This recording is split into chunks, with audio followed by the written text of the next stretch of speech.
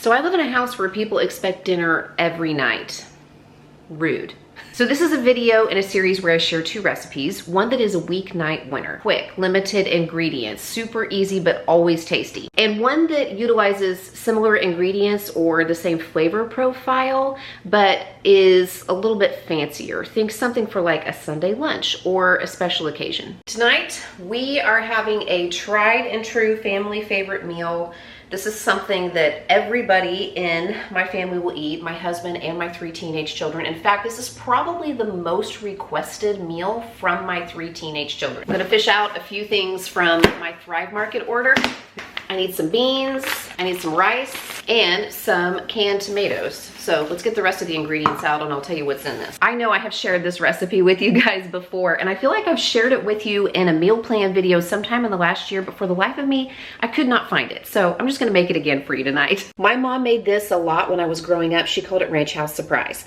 And I grew up in a large family. I'm the 4th of 5 children, so this meal feeds a crowd. So for my family, that means that everybody gets to eat a large portion, maybe seconds, and we'll still have a few helpings for leftovers, which always a plus. My mom's version is just 5 ingredients: a pound of ground beef, some Spanish style rice, a can of ranch style beans, a can of rotel, that's diced tomatoes with green chilies, and then at least 2 cups of cheddar cheese, though usually we use more because we love cheese in our family. She would just brown up the ground beef and make up the rice according to the packaged directions, combine those 2 things along with the beans and the rotel, pour it into a casserole dish and top it with some cheese and bake it up at 350 for about 30 minutes until it was bubbly. I have learned how to make it in a skillet. So it's basically a 1-pan meal, kind of like a hamburger helper dupe, but way better because it's homemade. I also swap out the Spanish style rice for just a cup of plain white jasmine or basmati rice, plus a little bit of taco seasoning and some tomato paste.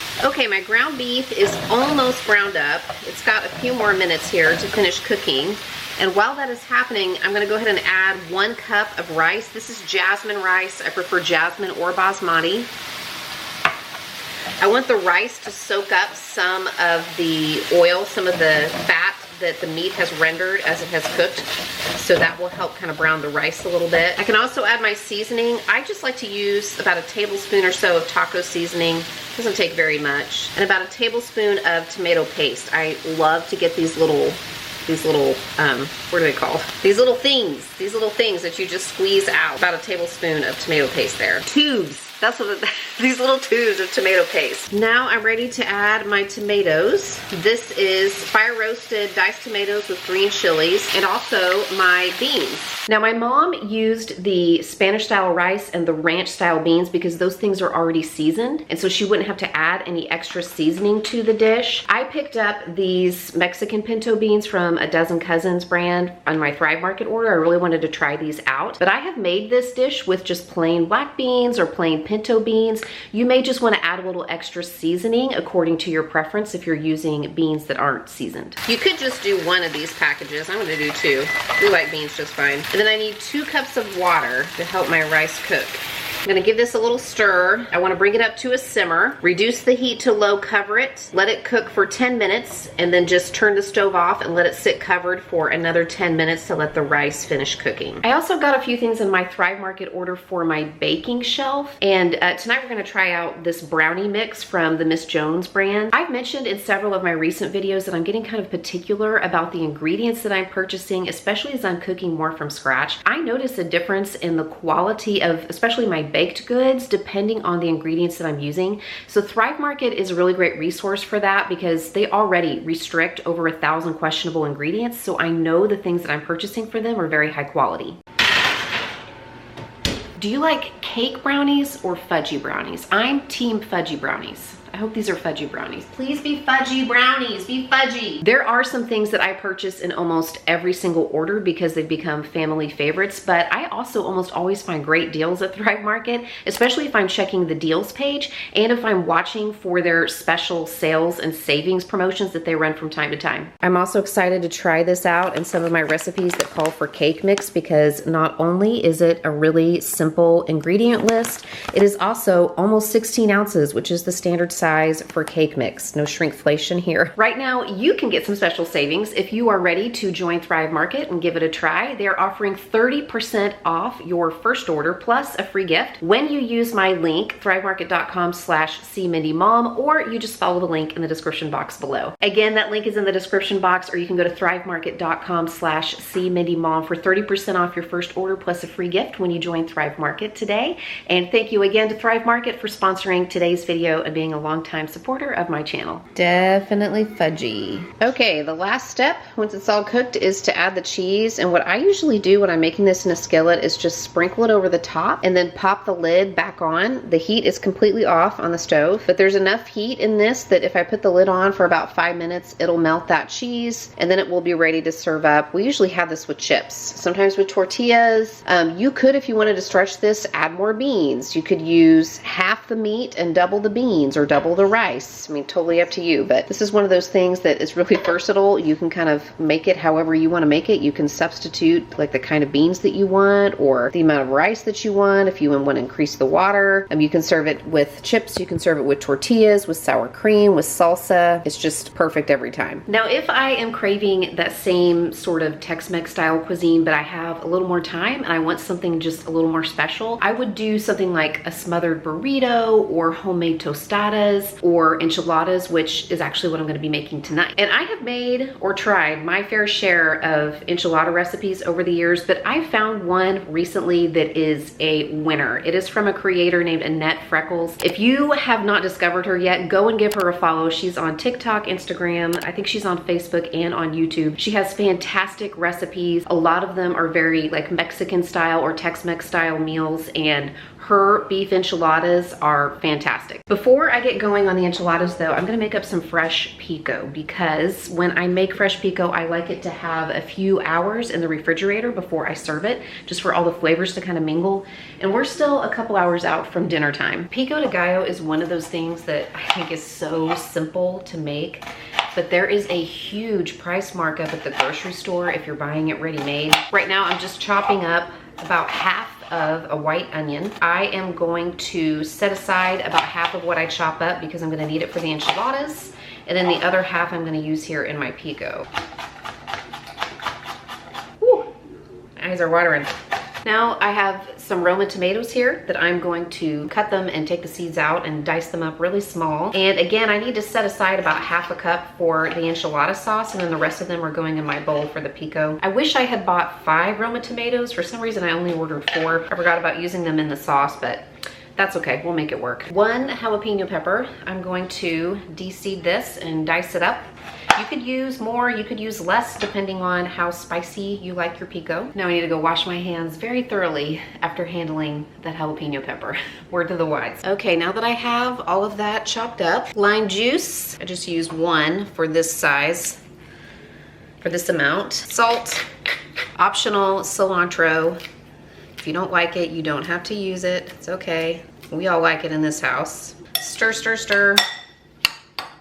I'm gonna pop the lid on this and let it chill for a couple of hours in the refrigerator. I am also making some chocolate covered strawberries. So I already washed my strawberries and laid them out on a clean towel to dry completely. It is very important that they be completely dry. I had a few that were too small or had some bad spots, so I picked those out. All I'm gonna do is melt some candy chocolate, you know, some white chocolate like almond bark, dip the strawberries in the white chocolate, and then roll them in mini chocolate chips. I know there are lots of ways to do chocolate covered strawberries. This is just the way I learned to do them as a teenager. We used to serve these in my church youth group when we were having fundraiser dinners. You know, like when you need to raise money for mission trips or for community outreach, we would have, you know, like a taco dinner or a spaghetti dinner. And for some reason, this was what we made for dessert. Getting started on my enchilada sauce, and my 1 pound of ground beef is almost cooked. Now I'm gonna add the onions that we chopped up earlier and the tomatoes, plus 1 poblano pepper, chopped up, seeds out. I'm gonna let those cook with the ground beef so that they can get tender. A little bit of Lori's seasoned salt. Now this is where I am straying from her recipe just a bit because she uses this Fiesta brand enchilada seasoning, and I have no problem finding this brand in my stores. I have others in my pantry. I love this pinto bean seasoning right here. But the last time I used these, I know some of you said that maybe they're regional or that your stores don't carry them or you had to order them on Amazon. So I decided that I would try to make an enchilada seasoning for these enchiladas and see how it turns out. I just used my old pal Google to look up a recipe for an enchilada seasoning, and I used 1 tablespoon of chili powder, 1 tablespoon of paprika, 2 teaspoons of ground cumin, 2 teaspoons of sugar, and 2 teaspoons of kosher salt. Now, if you were using regular salt, I would cut that back to 1 teaspoon. Then 1.5 teaspoons each of garlic powder, oregano, and onion powder, plus about 1 teaspoon of black pepper, and I use just a pinch of cayenne in there as well, like maybe 1/8 of a teaspoon. I also feel like these seasoning mixes often have a thickener, like a cornstarch, so I went ahead and added about 1.5 tablespoons of cornstarch to my mixture as well. But if you can find this stuff, it works great. I've used it. It works wonders. I just wanted to have another option here just in case you can't run out and get this and you want to make these today. I'm going in with my homemade seasoning. I'm going to use 4 tablespoons of this. Plus, I'm gonna add 1 tablespoon of this broth base because this stuff right here has like chicken broth base in it. It's listed in the ingredients like chicken flavoring, and there's not any in my mix. 3 cups of water.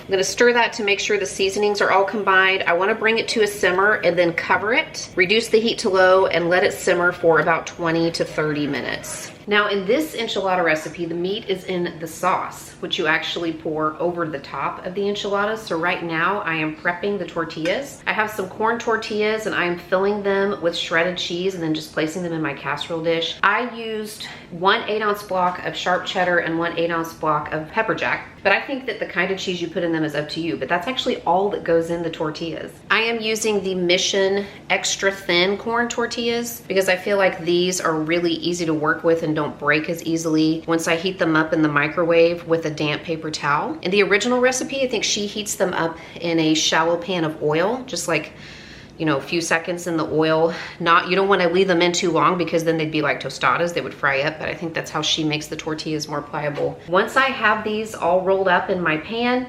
and my sauce is done simmering and has thickened up a little bit, I just pour it over the top of the enchiladas.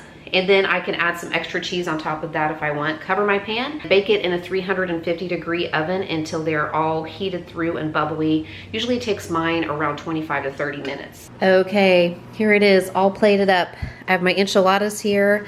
I put some of my fresh pico on top, and then I also have some Copycat Chewy's jalapeno lime ranch, really, really good. Some beans and rice. I put a little seasoning and some tomato paste in the rice while it cooked. Some chips. We're big fans of like dipping the chips in the refried beans. So yummy. Time for a little taste test. They're like fresh out of the oven. I just plated these right after I took the enchiladas out, so they're so hot. Mmm.